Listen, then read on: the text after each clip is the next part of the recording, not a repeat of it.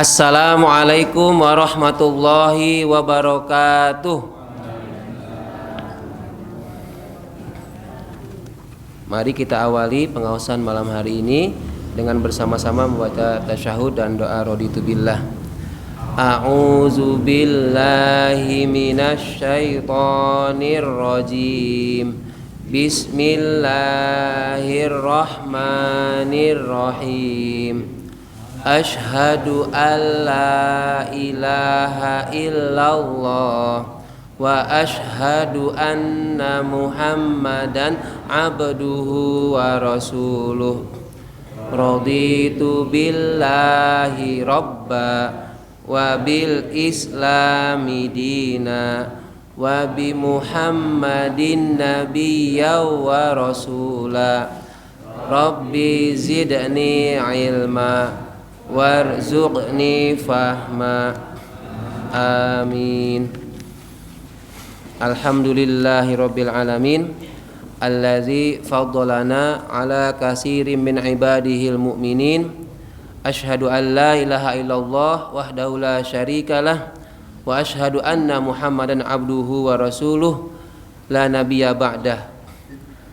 Allahumma sholli ala sayyidina Muhammad sholatan taj'alna biha min ahlil ilmi zahiran wa batinan wa tahsyuruna bi'ibadikas sholihin fid dunyana wa ukhrana wa ala alihi wa sahbihi wa sallim. Amma ba'd. Rabbi shrahli sadri wa yassirli amri wahlul 'uqdatam min lisani yafqahu qawli. Ibu bapak jamaah pengawasan kajian malam Rabu pasolatan di Masjidul Huda 19 rahimakumullah. Alhamdulillah kita panjatkan syukur kehadirat Allah Subhanahu wa taala atas limpahan nikmat yang dianugerahkan kepada kita semua. Allah lah yang menjadikan kita lebih fadolana, yang telah melebihkan kita di antara hamba-hamba Allah, hamba-hamba muslim lainnya. Apa keistimewaan atau yang dilebihkan oleh Allah kepada kita pada malam hari ini? Di antaranya adalah kita diberi kesempatan untuk thalabul ilmi. Karena dengan thalabul ilmi itulah maka salah satu kewajiban kita selaku muslim muslimat untuk menuntut ilmu terpenuhi. Di samping nanti akan ada banyak hal yang dapat kita peroleh dari thalabul ilmi, dari majelis ilmu ini. Dan juga Allah unggulkan kita dengan nikmat-nikmat yang tidak akan mungkin kita bisa menghitungnya, tidak akan mungkin kita dapat menyebutkan satu persatu. Gampangannya kita bersyukur alhamdulillah. Sudah itu mencakup semua nikmat Allah yang kita rasakan, yang kita bisa sebutkan atau yang kita tidak bisa sebutkan. Shalawat dan salam semoga Allah tetap curahkan kepada junjungan kita Nabi Muhammad sallallahu alaihi wasallam. Malam hari ini kajian malam Rabu pasolatan yang ke-166, hari Selasa 31 Oktober 2023. Yang akan kita bahas yaitu temanya pakaian dalam atau pakaian ketika sholat. Pakaian ketika sholat ini memenuhi apa yang detik-detik terakhir pertemuan kemarin disampaikan oleh Pak Pur terkait dengan pakaian terutama yang berkaos gambar ya Pak Pur. Pakaian ada berkaos kemudian ada gambar atau tulisan tertentu ketika sholat. Lalu bagaimana? Nah, kita akan bahas mengenai pakaian ketika sholat. Hadirin rahimakumullah, syarat sah sholat, sholat itu disebut sah jika memenuhi syarat-syaratnya. Apa diantaranya? Suci, bersih badan dan tempat sholat kita serta pakaiannya. lalu menutup aurat. Itu kuncinya. Jadi syarat sahnya itu salah satunya adalah suci badannya, pakaiannya juga, serta menutup aurat.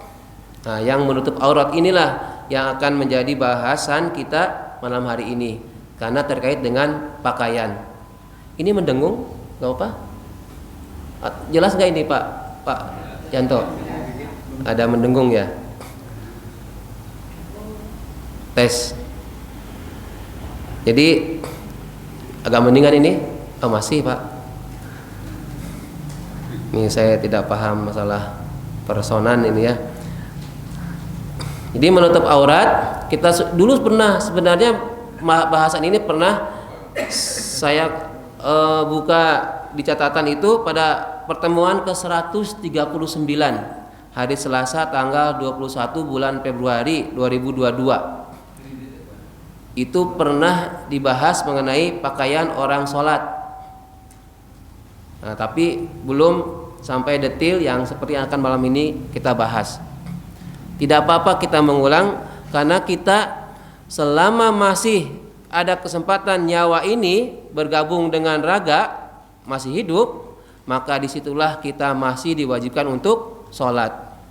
Selama kita belum wafat, belum meninggal, belum sampai liang lahat, maka kualitas sholat kita harus semakin baik.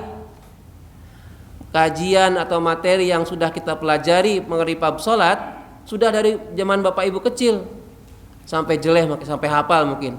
Tetapi dari sekian banyak itu barangkali ada yang belum tahu, ada yang sudah tahu tapi belum mengamalkan, ada yang ingat tapi lupa lagi, atau memang ada yang sama sekali belum tahu ya.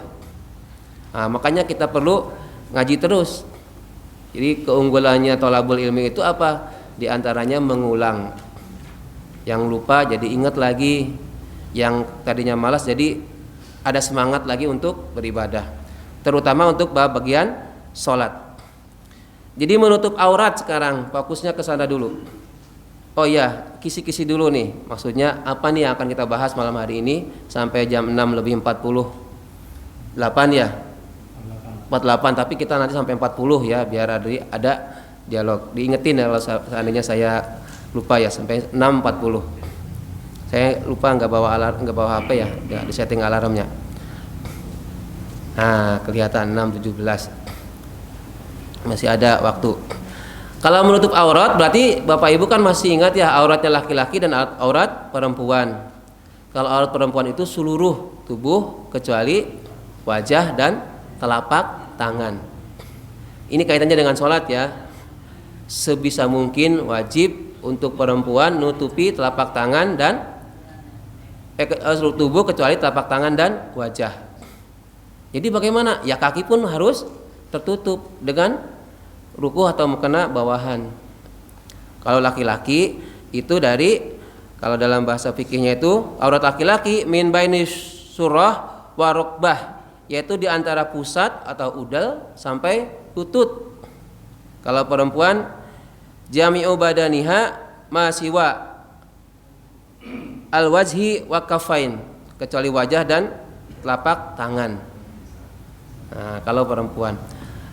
Tapi jangan dianggap saklek, yang penting menutup aurat laki-laki dari pusar, dari udel ini sampai lutut, terus ditutupinya asal. Yang penting tertutup, misalnya dengan kainnya tidak bersih, atau kainnya bergambar, atau transparan. Ya tidak itu, tapi harus memenuhi unsur-unsur lainnya. Jadi bukan sekedar menutup aurat terus tertutup memang, tetapi yang penutupnya itu nggak bersih, nggak suci, atau kotor. Nah, maka kita perlu ngaji ini.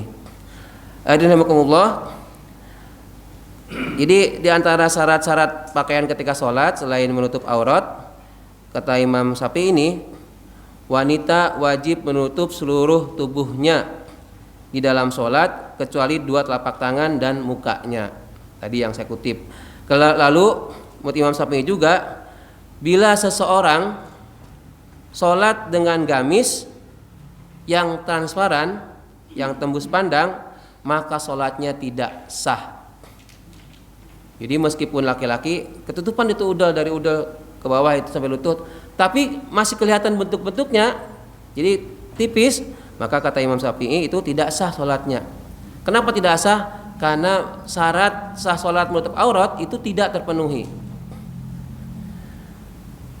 Kemudian untuk yang perempuan ya, usahakan tidak ketat, tidak berpakaian yang ketat sehingga lekuk tubuhnya itu terlihat. Ya, jadi menggambarkan lekuk bentuk auratnya kelihatan. Jangan sampai. Ini saya ulangi lagi. Jadi apa sih yang akan kita bahas? Pertama, pertanyaan. Bagaimana jika seseorang sholat memakai kaos yang bergambar atau ada tulisan tertentu? Kan itu utamanya dari Pak Pur. Saya ulangi ya. Bagaimana jika seseorang sholat dengan memakai kaos yang bergambar atau bertulisan tertentu?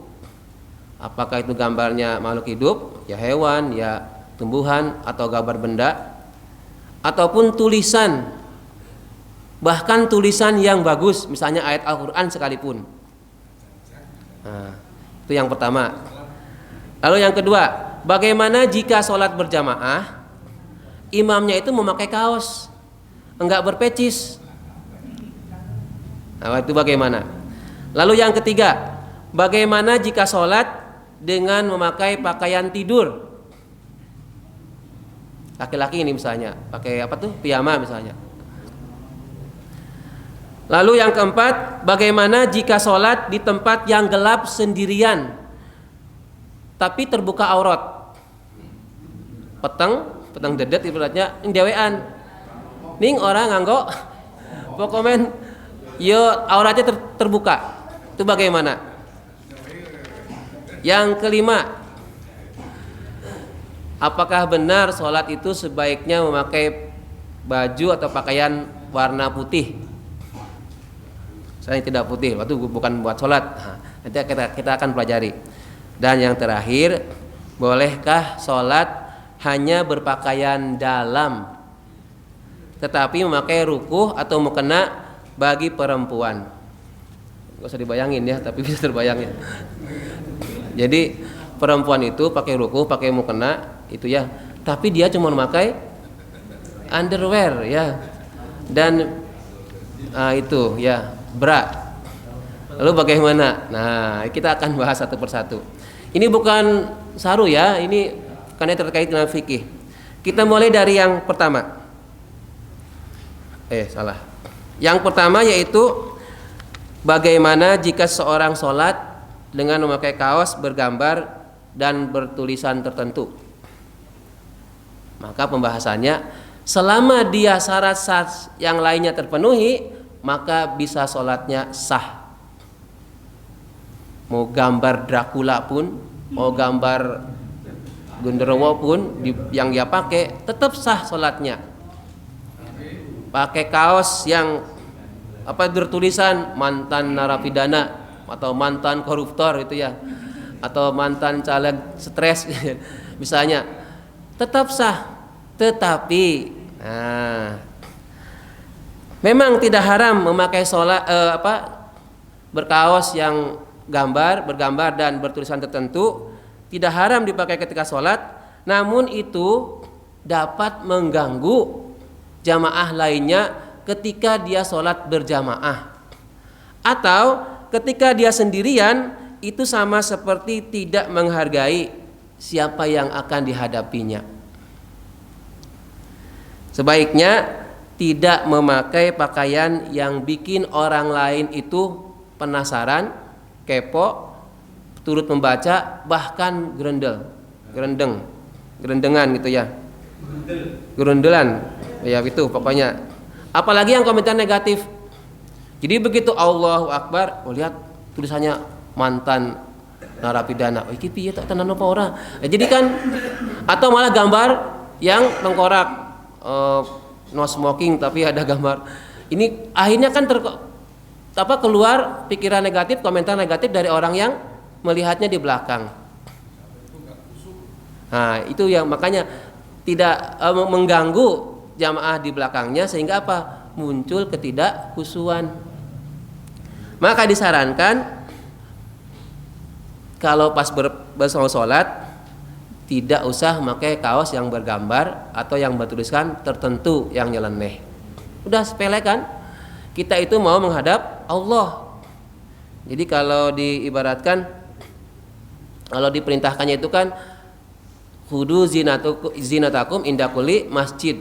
Pakailah atau ambillah pakaian terbaik zinah ilal masjid. Zinahnya itu perhiasan ya, tapi dimaknai dengan pakaian terbaik masjid, artinya ketika mau sholat. Memakai pakaian terbaik itu bukan berarti asal pakaian, tetapi termasuk yang penting menutup aurat, itu tidak. Karena apa? Karena pakaian yang kita pakai, pakaian terbaik itu menjadikan kesempurnaannya sholat. Jadi jangan sampai berpakaian yang tidak baik. Berpakaian terbaik itu berarti apa? Bisa memperindah penampilan orang yang memakainya ketika berdiri di hadapan Allah. Ini ada disebutkan termasuk meremehkan perkara sholat, yaitu jika baju yang ia kenakan ketika mau sholat asal-asalan.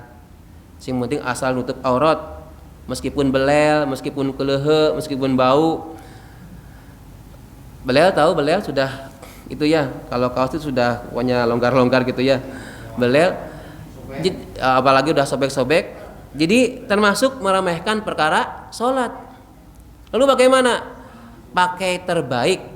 Dalam kajian di Republika Deges itu, yang pakaian terbaik itu yang setidaknya bukan yang mahalnya, yang paling terakhir, mendekati akhir-akhir dia beli, khusus untuk sholat. Yang terakhir dia beli kan relatif masih baru ya, itu yang dipakai untuk sholat. Nah, tapi kita kan jarang-jarang, malah mau pakai sholat. Kalau sholat pakaian yang biasa, tapi kalau ketemu orang baju yang istimewa. Nah, ya terbalik ya. Kemudian berikutnya, yang kedua, bagaimana jika berjamaah imamnya memakai kaos dan tidak berpeci? Boleh tidak? Boleh ya, tetap sah. Jadi kalau ada seseorang mau berjamaah, misalnya di suatu tempat berjamaah, oh lihat imamnya, imamnya kok rapecinan, rapecisan, kemudian dia pakai kaos berkaos gitu, kaosnya oblong, bukan keras yang ada kerahnya. Kalau ada kerahnya kan masih mending ya. Ini yang polos gitu, oblong. Rasido sholat jamaah, malah rugi. Jadi meskipun imam suatu jamaah sholat itu dia memakai kaos kemudian tidak berpecis, tetap kita ikut sholat, karena keutamaan sholat berjamaahnya yang kita akan raih, bukan perkara kesempurnaan dalam berpakaian ketika sholat. Jadi malah rugi. Jangan sampai nggak jadi sholat berjamaah gara-gara imamnya pakai kaos. Tapi bukan ini berarti besok-besok misalnya Pak Badawi, Pak Haji Kasiran atau Pak Rudin yang lain imam di sini pakai kaos gitu. Kata Pak Od nggak apa-apa. Ya nggak gitu. Ya, ini kalau terpaksanya di suatu tempat atau di pas musafir, ketika imamnya jadi imam itu memakai kaos, maka tetap kita sholat, ikut berjamaah. Ya, malah rugi kalau kita tidak sholat berjamaah karena gara-gara memakai kaos imamnya. Lalu yang ketiga, ini biar banyak dialog nanti ya. Bagaimana jika sholat dengan pakaian tidur atau piyama? Bagi laki-laki terutama. Jadi pakai baju piyama, batangi turu misalnya habis mau subuhan, Allahu Akbar, kayak pakai baju tidur. Itu bagaimana? Boleh tidak? Boleh ya, selama baju tidur itu tidak kena iler ya, tidak kena pas lagi tidur itu. Boleh. Tetapi sebaiknya kita balik tanya. Nah, ini namanya Karena ada kaidah bertanya itu, ketika ditanya coba balik tanya. Bukan berarti tidak bisa menjawab, tapi balik tanya supaya jawaban itu, pertanyaan itu dijawab oleh yang bertanya sendiri. Apa misalnya? Bagaimana jika sholat memakai piyama? Sekarang kita balik. Bagaimana kalau jenengan ke pasar pakai baju tidur, dilihat orang banyak, kira-kira apa perasaan jenengan? percaya diri apa enggak? Oh, jelas-jelas ke pasar apalagi ke mall pakai baju tidur. Ini orang salah masuk tempat. Kostum ya, salah kostum. Nanti akan kalau orangnya secara umum normal dia mesti nggak mau kan, dia akan malu. Kalau begitu sebaiknya jika sholat tidak memakai piyama, karena yang mau dihadapin itu bukan orang biasa, tapi yang menciptakan orang, yang mentakdirkan dia si orang itu bisa beli baju yang lebih bagus, yang lebih layak ketimbang piyama. Ojo gampang-gampang ke ya. Jadi boleh ya, atau nyepelek ke. Jadi boleh memang pakai piyama. Sekali boleh kan? Boleh. Tapi ingat loh ya. Ingat dalam ayat Al-Qur'an itu kan ada golongan orang-orang itu dia ketika di akhirat menyesal kok. Kalau gampangannya itu bahasa kitanya, ya Allah, please balikin saya ke dunia sesaat aja. Buat apa? Buat beriman kepadamu, untuk beramal soleh. Itu kalau sudah, ini cerita dalam Al-Quran. Jadi jangan sampai kita menyesal di akhirat itu nggak mau beramal soleh yang terbaik, malah cuma beramal aja. Ini artinya ketika mau sholat Bapak Ibu pastikan, masa sih saya pakai kaos pakai sholat subuhan kok kaosnya dipakai buat tidur tadi, padahal di lemari banyak loh baju yang layak untuk sholat. Kenapa kok masih pakai kaos yang tadi dipakai buat tidur? Nah, jadi jangan sampai nyesel nanti kelak di akhirat. Nggak apa-apa, ambil baju, ganti baju itu paling berapa menit. Kemudian kalaupun sudah selesai sholat, taruh lagi, digantung di angin-angin. Lalu pakai lagi baju yang tadi habis tidur. Demi untuk sholat. Kenapa? Setidaknya ketika seseorang itu memakai baju yang terbaik, apalagi mau ketemu Allah, niatnya saja sudah bagus. Jadi kalau sesuatu amalan bagus diniati dengan bagus, mesti endingnya akhirnya pun akan bagus. Ini coba ya. Jadi kadang-kadang itu orang itu kan malas. Lah yang penting tutup aurat. Nek kalau pas lagi darurat ya bolehlah. Tapi kalau dalam keadaan normal masih kuasa kita untuk ganti baju, mending ganti baju, salin. Ganti baju ya, yang layak, yang terbaik untuk sholat. Lalu yang keempat, bagaimana jika sholat di tempat gelap sendirian tapi terbuka aurat? Misalnya di ruangan kamar peteng, orang gak bakal lihat kalau di situ ada orang sholat, tapi tahu arah kiblat, arah kiblat sana. Misalnya cuman pakai celana pendek misalnya, tapi di dalam jalan gelap, boleh tidak? Tidak boleh. Kenapa? Bukan karena gelapnya atau karena yang lainnya, tapi karena syarat sah sholat tidak terpenuhi, yaitu tidak menutup aurat. Lah kan gak ada yang lihat. Meskipun yang gak ada yang lihat, tapi kan auratnya itu masih tidak tertutup. Ya, bukan menutup aurat itu bukan masalah dilihat atau tidak dilihat orang. Itu syarat sahnya sholat. Jadi dengan sholat sendirian atau orang banyak tetap harus menutup aurat. Bukan berarti menutup aurat itu kan aurat, namanya aurat kan aib tuh, kelihatan orang. Kalau nggak kelihatan orang ya nggak usah, nggak apa-apa. Bukan begitu. Ini adegan salah. Jadi seseorang sholat sendirian, kan nggak ada orang nih, ya sudah saya pakai celana pendek, jadi udalnya kelihatan, nggak apa-apa, kan nggak ada orang. Itu nggak benar. CCTV-nya Allah itu luar biasa ya. Jangan sembunyi di bawah karpet aja tetap ketahuan ya. Nu tembok di dalam berapa dasar lautan pun tetap ketahuan. Jadi apa? Jika seorang itu sholat di tempat gelap sendirian, kemudian ada terbuka aurat, bahkan bugil itu ya, tidak sah karena tidak terpenuhinya syarat sahnya sholat, yakni menutup aurat. Jangan dipraktekkan ya. Lalu bagaimana kalau pas tempat gelap? Di tempat gelap tetap harus menutup aurat. Bagaimana kalau hanya memakai kaosnya pendek? Kan di tempat gelap misalnya. Saya sarankan sekali lagi, sebaiknya pakai baju yang terbaik. Lepas baju itu paling berapa menit sih? Paling 1 menit 2 menit kan, lepas kemudian ganti itu berapa menit. Jangan sampai kelak di akhirat itu jenengan minta dibalikin gara-gara mau ganti baju buat sholat ya. Oke, kemudian yang ke-5, apakah benar ketika sholat itu dianjurkan memakai baju putih, berwarna putih maksud saya? Benar, dianjurkan, bukan diwajibkan. Jadi saya mengutip hadis dari riwayat Abu Dawud, ilbasu min siyabikum al-bayadha fa innaha min khairin siyabikum wa kaffinu fiha mautakum. Pakailah, kenakanlah pakaian-pakaianmu itu al-bayadha, yang berwarna putih, bayadha. Fa innaha, sungguhnya pakaian warna putih itu min khairin siyabikum, dari sebaik-baiknya pakaian kalian.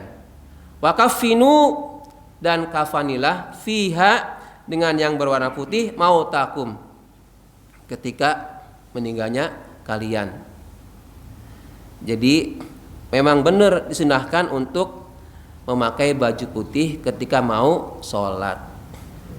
Putih tetap harus ada kaidah menutup auratnya juga ya, putih dan wangun yang enggak asal putih.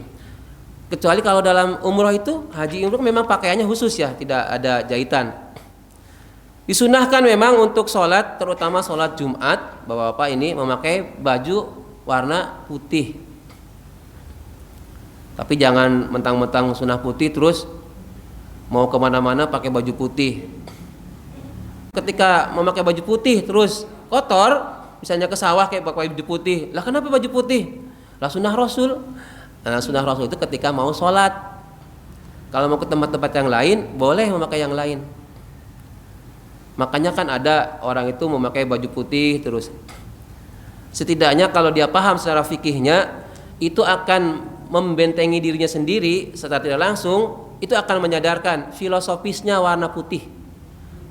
Putih itu kan di bendera Indonesia itu suci ya, bersih. Itu artinya apa? Selalu menjaga dirinya agar meminimalisir berbuat maksiat atau dusta atau perbuatan dosa. Kalau Bapak Ibu cermati itu kan beberapa ulama atau kiai itu sering sukanya dengan baju warna putih.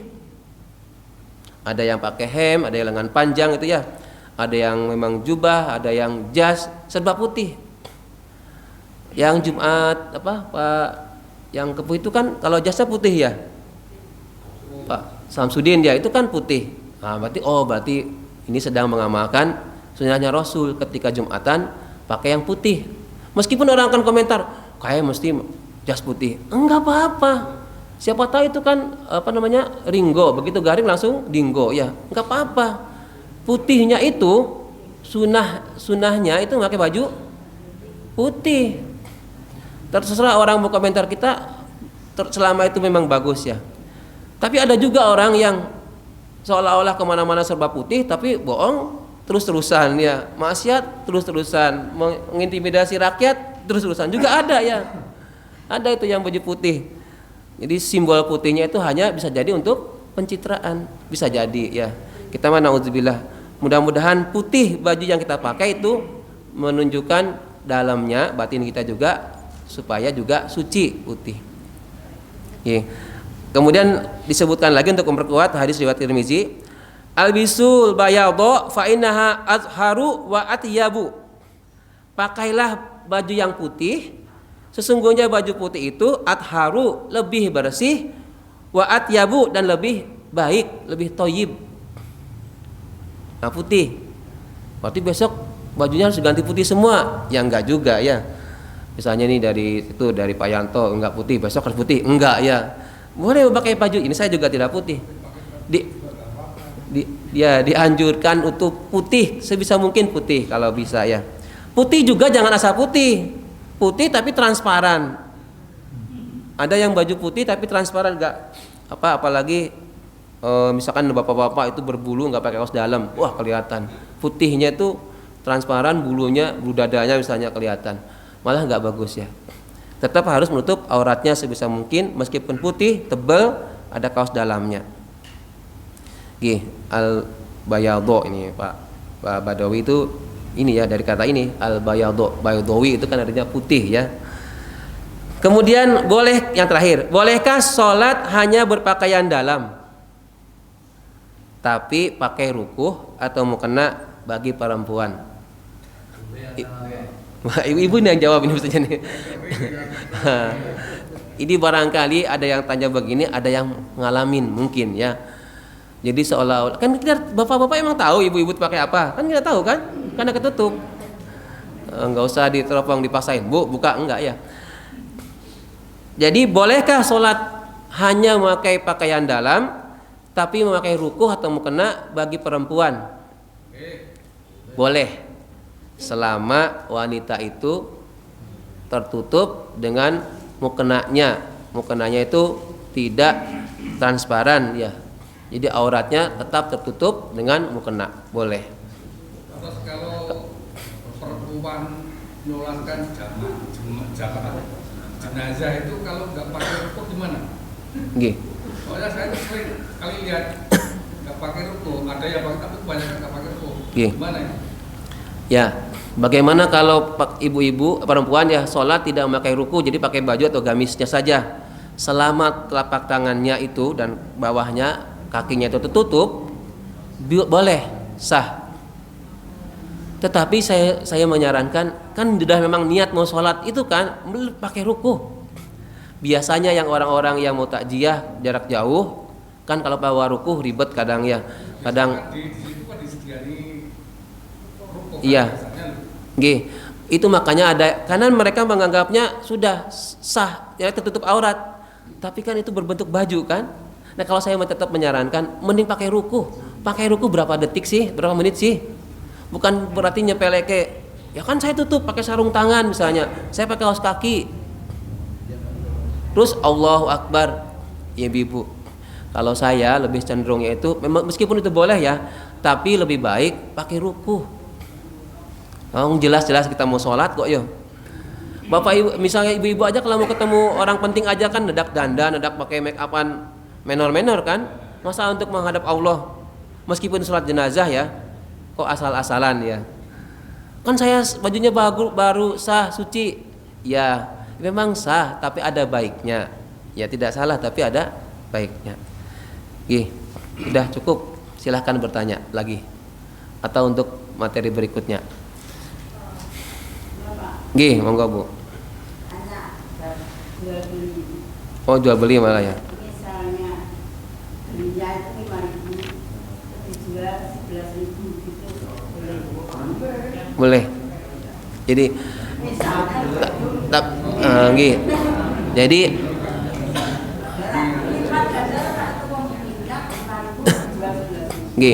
di prinsip dari jual beli itu adalah antara diihim, saling ridho kedua-duanya. Misalkan seorang dia beli barang, harga barang itu 5.000, dia beli 5.000, tetapi dia jual dengan harga yang bukan 5.000, bahkan 2 kali lipat lebih. Tadi misalnya contoh 11.000. Selama yang beli itu ikhlas, ridho, sepakat dengan harga 11.000, ya nggak apa-apa. Jadi dengan beli jual sejuta pun kalau orang itu ridho sah. Tapi jangan ada unsur bohong atau nipunya. Ini harganya 5.000 loh, belinya 5.000. Ini harganya mahal loh, ini harganya itu saya belinya 10.000, jadi saya jual 11.000. Nggak apa-apa, saya untungnya 1.000. Nah itu ada unsur bohongnya. Kan tidak usah menyebutkan Jadi kadang ada orang supaya laku itu dia istilahnya markup harganya itu ditinggikan. Padahal modalnya 5.000, dia seolah-olah belinya 7.000, lalu dijual 9.000. Ini belinya 7.000 loh, jadi 9.000, cuman saya berarti 2.000 misalnya. Padahal dia itu belinya 5.000. Itu yang nggak boleh. Meskipun dia si jual yang membeli itu ridho, harganya 9.000, itu ada unsur yang tidak jujurnya. Makanya wailul lil mutaffifin, wah itu angker banget itu ayatnya ya kalau yang curang dalam hal timbangan atau jual beli. Gitu ya. Selama ridho yang penjual dan pembelinya. Berikutnya yang lain? Monggo. Ini baru ini ya.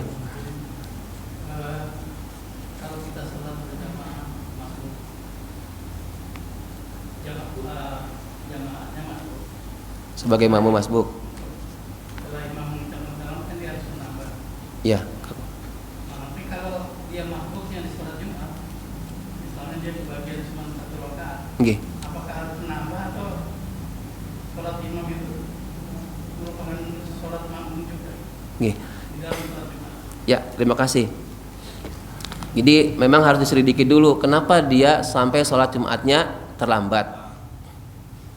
Seandainya memang dalam perjalanan atau ada hal, ada apa-apa, misalnya siapa tahu ini kendala yang logis itu, dia ikut khutbahnya begitu sudah mau sholat kebelet BAB dan agak lama, begitu imamnya sudah selesai 1 rakaat. Bisa jadi kan? Bisa jadi, maka apa? Lalu bagaimana? Dia kan udah 1 rakaat, maka penuhi 1 rakaat lagi untuk sholat Jumatnya. Tapi kalau sudah 2 rakaatnya itu tertinggal, maka tidak wajib sholat Jumat bagi dia. Yang wajib adalah sholat zuhur 4 rakaat terpisah sendiri, baik di masjid itu atau mau di tempat yang lain. Ngeten Pak. Jadi nambahnya itu kekurangan sholat Jumat.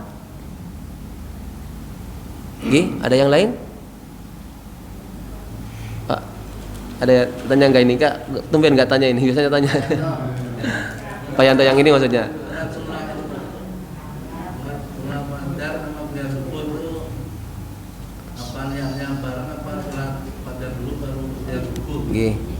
Sholat qobliyah subuh dengan sholat sunnah fajar itu sama, cuma namanya yang berbeda. Jadi qobliyahnya sebelum sholat subuh itu namanya sholat sunnah fajar.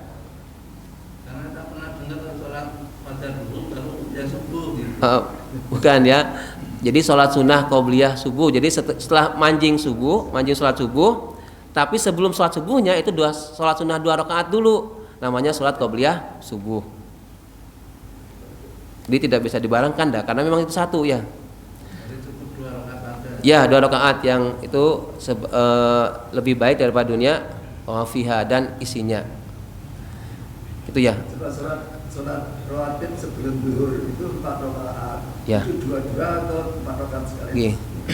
Silahkan mau sholat zuhur qobliyah zuhur itu, jadi termasuk sholat muakkad zuhur itu adalah qobliyah dan ba'diyah 4 rakaat.